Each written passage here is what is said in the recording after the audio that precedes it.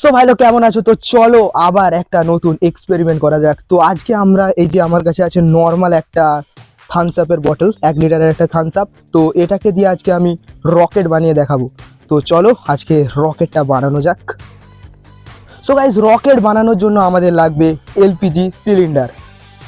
চলে এসেছে আমাদের এলপিজি সিলিন্ডার। তো চলো এবার রকেটটাকে বানানো যাক। তো যেটা আমরা তোমাদেরকে ফার্স্টে বলবো, এটা নর্মাল একটা থামস আপ। তো আমি খেয়েই দেখিয়ে দিচ্ছি।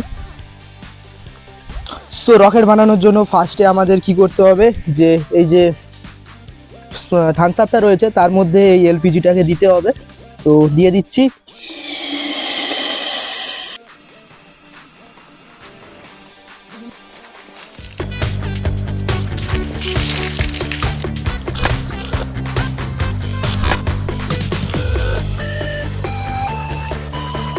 আমরা তো কোকো কোলাতে খুব একটা বেশি করতে পারিনি, তো এবার আমরা করব নর্মাল জল দিয়ে। তো চলো জল দিয়েই করা যাক।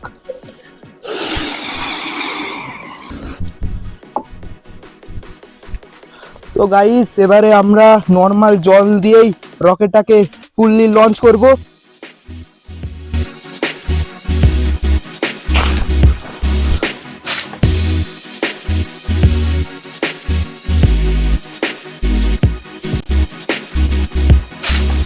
তো তোমরাই দেখতেই পাচ্ছ যে আমি রকেটটা বানাতে যে পুরোপুরি ভিজে গেছি।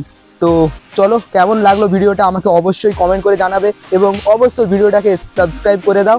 তো দেখা হচ্ছে নেক্সট ভিডিওতে, কোনো নতুন এক্সপেরিমেন্ট করব আমরা। তো গুড বাই।